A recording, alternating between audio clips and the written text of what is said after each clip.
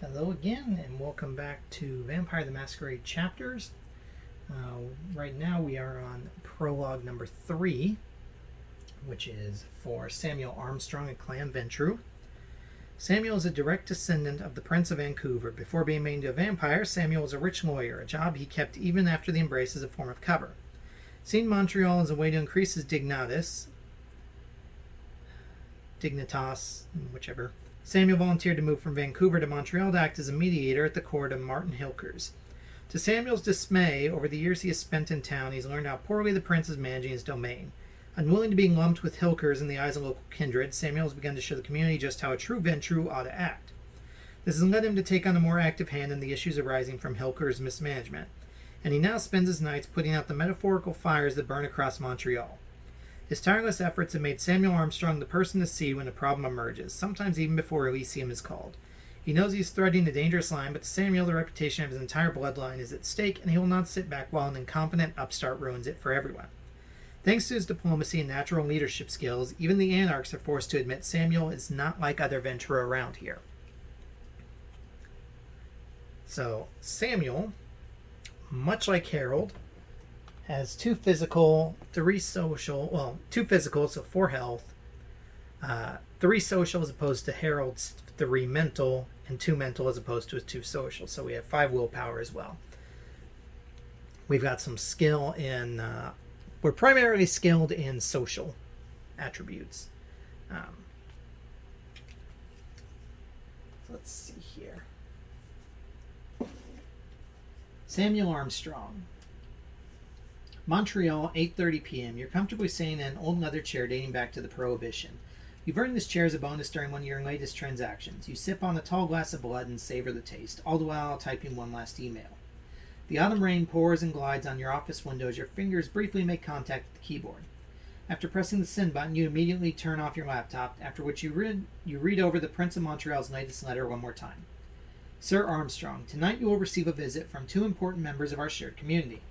This matter could jeopardize the fragile allegiance which I've taken so long to build. This trivial territorial feud must not degenerate into something bigger. I've been told on multiple occasions of your diplomatic skills. It's time for you to prove that accepting a member of the Vancouver lineage was the best of decisions. Failure is not an option. Martin Hilkers. You slide the letter into the shredder. The blades of the engine are still destroying this written directive when your intern announces the arrival of 2 of your clients. You open the door after politely thanking her and giving her the night off. You then welcome your 2 guests and gesture for them to come in. Both vampires make their way inside the room and you indicate to them their respective seats. The skinnier of the 2 sits down. You cough in your right fist to get their attention. Gentlemen, I am Samuel Armstrong, descendant of Siegfried, Prince of Vancouver. I've gathered you here today to shed light on an embarrassing matter. I invite you to start from the very beginning and recall the incident as you so see it. Thomas Chartrand, the Brujah who looks like a lumberjack, here, who is our Brujah playable character, has chosen to stay standing. Instead, he points to Antonio Andrade, the thin Malkavian wearing a gray suit. Here. It's simple. This bastard was out hunting when he trespassed on my territory without authorization. I'm ready to forget about it all if he apologizes. Otherwise, I'll tear his fangs off. We clear? Leaning in a comfortable armchair and keeping his cool, the Malkavian retaliates. This is a simple misunderstanding, a mere faux pas, if you will. I was chasing after a prey on private property when things degenerated and turned violent. Nothing in the Camarilla explicitly forbids such a hunt. Therefore, unable to wait any longer, the Brujah stomps towards the Malkavian, who immediately stands back up with his fist raised. Are you fucking serious? I'm gonna beat your ass. You place yourself in between the 2 of them. Objective: solve this conflict as per the prince's instructions. Read event 1. We have 2 dialogue NPCs, Thomas Chartrand and Antonio Andrade. So, again, the book is a bit thicker because it's not just combat like it was for Aaron. So, event 1. The work of a negotiator. You place yourself between the Brujah and the Malkavian. You hesitate. Should you start by reasoning the easily riled up about Brujah, or should you, on the contrary, begin discussing with the Malkavian, whose mannerisms are close to your own? Unsure of where to begin, you instead choose to start conversing with both. This most certainly won't be easy, but you'll have to find some common ground for the 2 of them to settle on. The prince will not tolerate failure. Set your character, the Thomas Chartrand NPC and the Antonio Andrade NPC, on the designated hexes. So, even though that's the hex is where it already has put him, and then it wants us to put ourselves right in the middle. Read Event 2, The Calm Before the Storm. You brace yourself mentally at the thought of what's to come. In order to initiate dialogue with an NPC, you must move your character on a hex adjacent to their position. Afterwards, refer to the first page of the corresponding dialogue in the chapter booklet. Once the dialogue sequence begins, you must see it through until the end. Follow the instructions and the choices offered to you throughout the booklet. Now, keep in mind, if we do come up with a mental check, we do still have the Brilliant Mind card that we picked up as Herald. I don't know if that's meant to be held until the full game, but as the fact that it says discard at the end of the next chapter or after it's been used, I'm going to go with the assumption that it's meant to be used in this one, and we will use it in this one if a mental test comes up. So, read Thomas Chartrand and Antonio Andre, Dialogue D1.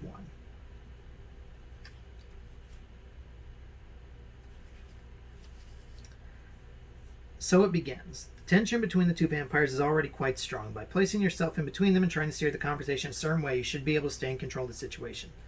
Choose wisely which method is most likely to succeed. Take a while to slowly ease into the topic or immediately get on topic. So D10 for ease into it, D9 to get on topic.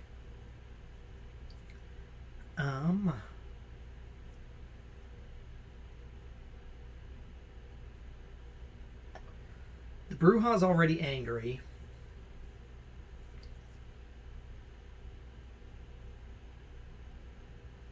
And wants it settled immediately.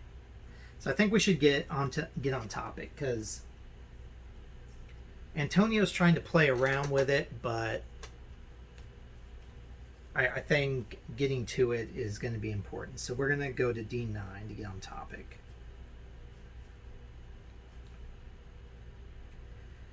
Choosing your words wisely. Gentlemen, you already want to physically fight it out, even though we haven't even touched upon our objective yet. Let's discuss the problem in more detail and quickly find a solution instead. We have all night to avoid a conflict between Camarilla and Anarchs because of the scuffle opposing you two. You adjust the button on your sleeve in order to carefully choose your words. Scuffle? This crazy bastard went hunting on my turf. It's not a fucking scuffle, it's a domain violation, the Brujah yells. Are you sure you're not being just a tad dramatic about prey escaping me? The Malkavian watches him with detachment and condescension. You making fun of me? Tension escalates between both vampires. It's time to intervene. Threaten them to cut short their argument, remind them who's in charge, read D20. Reason with them, read D18. D16, remind them of Vampire Society protocols.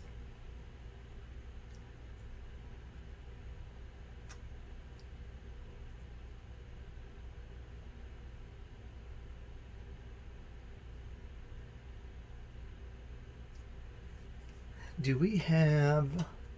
We've got 2 in intimidation.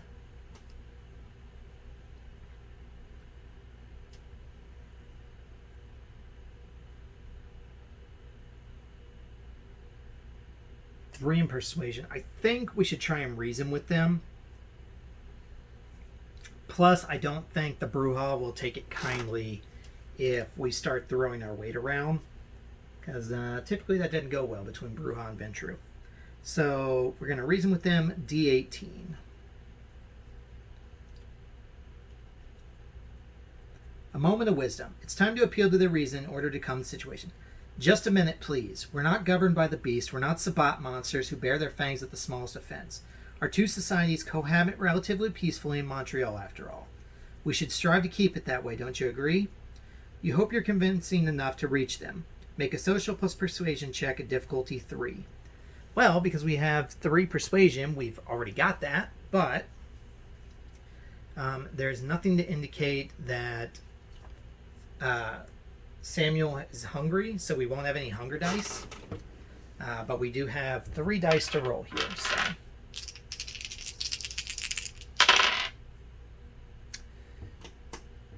Just to be on the safe side, we're going to spend the willpower there. Okay, there we go. 6 successes. Read D34.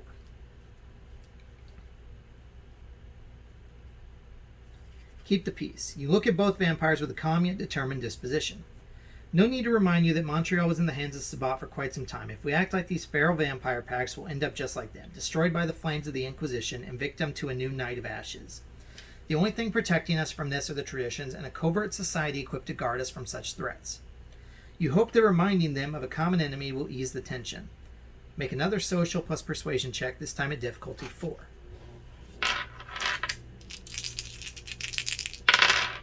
Okay, we got 5 successes. So read D40. Peace at long last. No one here is looking for war. We just want resolution to a territorial intrusion issue. Thomas Chartrand surprises you with his wisdom. I fought the Sabbat in the past. I obviously don't want this to happen again. I agree violence is not the issue. Isn't that right, Mr. Chartrand? You make a note of the fact that Antonio Andrade's normally neutral expression is now sporting a smile. You're still walking on thin ice. It's imperative that you progress slowly and cautiously. You must convince them it's their decision and not yours that matter. We can attempt to make them feel indebted to us or preserve the peace. I don't feel like making them think that they owe us is going to be the best way to go. So we're going to go to D27 to preserve the peace. Peace in Montreal. You try to preserve the peace. We can all concur that there won't be any severe consequences to the traditions nor any masquerade breach. What matters is keeping the peace between our two communities in order to protect Montreal from outside harm. We must fight together, and the best way to do that is to move past this incident and pretend it never happened. I've heard a rumor of possible Sabbat presence in the city. Let's focus on that instead of being turned into our kind's laughingstock for arguing over trivial matters. The time has come to impose your verdict. Make a social plus persuasion check, difficulty 4. Man, this might be super easy. This might be a very short and easy one.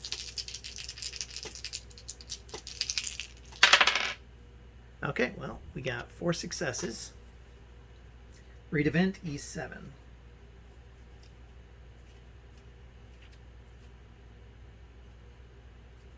Neutral.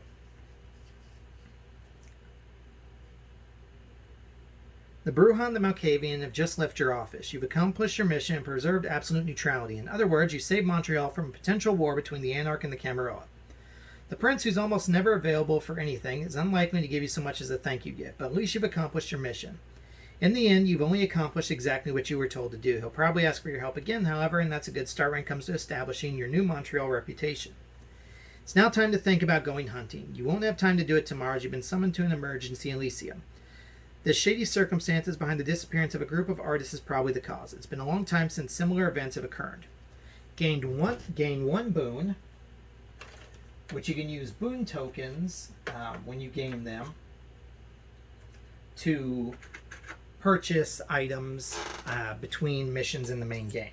So the boon tokens in the in the base game, as it is, are cardboard tokens. However, they had a add-on available for getting them as metal tokens. So this is a major boon token, which counts as 5 boons.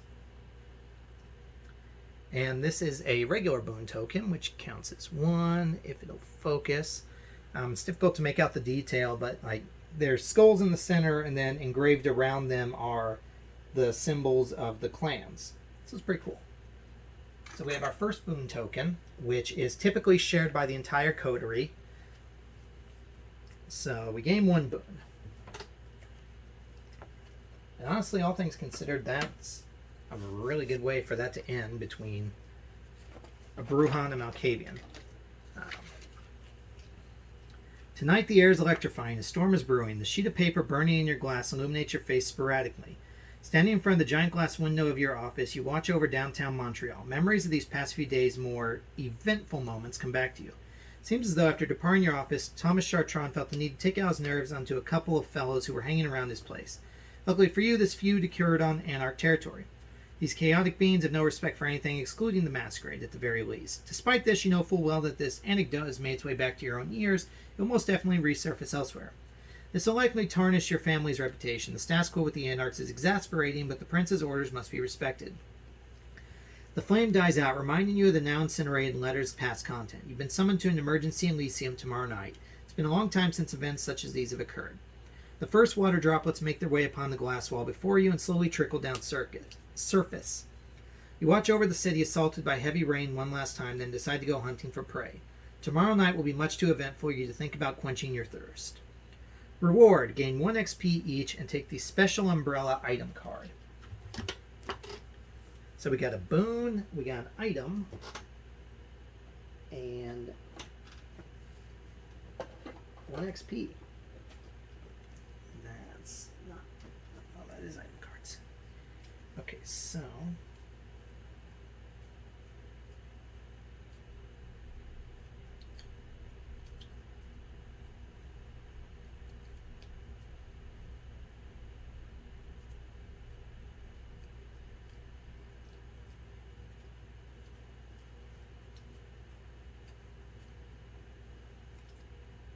Number 40. Special Umbrella. A melee weapon. When combined with a weapon and combat card, give +1 die to your weapon skill checks.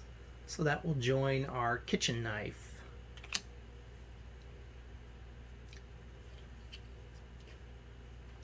And with that, that will bring us to an end of Chapter 3 of our Vampire the Masquerade Chapters playthrough. Our next chapter is going to be playing as Thomas Chartrand of Clan Brujah, who we just met, which is going to involve more combat. So, thank you so much for watching. I hope you're enjoying it, and we will see you back in the next video. Bye-bye.